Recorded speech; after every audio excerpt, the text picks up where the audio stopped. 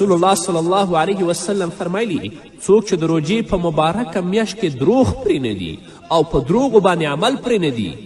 نو الله رب العزت دې ته حاجت نه لري چې هغه خوراک او څښاک نه کوي. یعنی روژه صرف د دې نه عبارت نه ده چې یو سړی دې په روژه کې خوراک او څښاک نه کوي، بلکې لکه څنګه چې په روژه کې دا خوراک نه کوي، په روژه کې څښاک نه کوي، همدارنګه په روژه کې به دروغ نه وایي، په روژه کې به غیبت نه کوي، په روژه کې به حرامو خبرو ته خپل ژبه نه اوږدوي او همدارنګه په دې ټولو باندې به عمل نه کوي. او که څوک په ګیډه باندې وږی او تږی وي خو د خپل ژبه له دروغو نه وي منع کړې، خپله ژبه د حرامې وینا نه وي منع کړې او د حرام عمل نه د خپل غړي او اعضا نه وي منع کړي،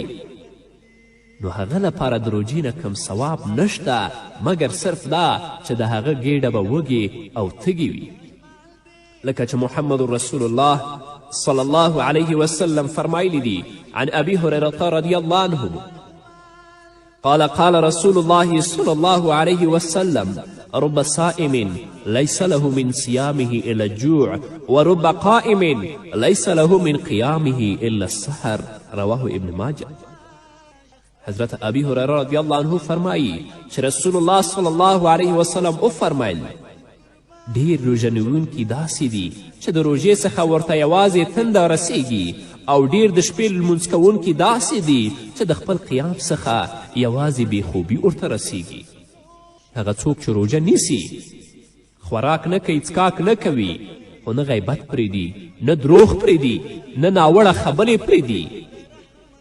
او نه حرام اوریدل پرېږدي نه حرامو ته کتل پرېږدي نو هغه لپاره د روژې نه کومه ګټه نشته مګر صرف دا چې هغه به وږی او تږی وي.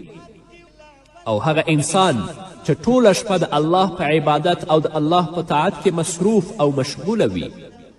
لکن د هغه مقصود د الله رب العزت رضا نه وي، هغه په خپل عبادت کې اخلاص او صداقت نه لري، د هغه مقصود ریا او سمعت وي نو هغه لپاره د دې مانځه نه کوم اجر و ثواب نشته. رسول الله وایي الا السحر مګر دا چې هغه به ستړی او ستومانه وي بېخوبه به وي. نو الله رب العزت دې موږ ته توفیق راکړي چې د روژې آداب، د روژې شرایط، د روژې احکام ټول مراعت کړو او کوم عبادت یا په ورځ کې یا په شپه کې چې کوو زموږ مقصود په هغه کې د الله رضا وي، د الله رب العزت خوشحالول وي او زموږ عبادت د الله لپاره وي چې الله رب العزت موږ د خپل عبادت نه بې برخې نه کړي. نو بېشکه د نفس پاکوالی او سپیڅلتیا د روژې له اساسي اهدافو څخه دی، لکه چې رسول الله صلی الله علیه وسلم د روژې په راتلو وفرمایل چې کله به روژه راغله رسول الله به فرمایل د روژې میاشت په تاسو راغله، د برکتونو میاشت چې الله تعالی تاسو په هغې سره پوهوي او خپل رحمتونه نازلوي، ګناهونه نابودوي او په دې میاشت کې الله دعاګانې قبلوي. نو الله ته د خپلو نفسونو څخه خیر ښکاره کړی او یقینا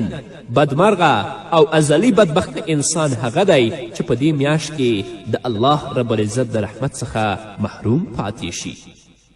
نو روژه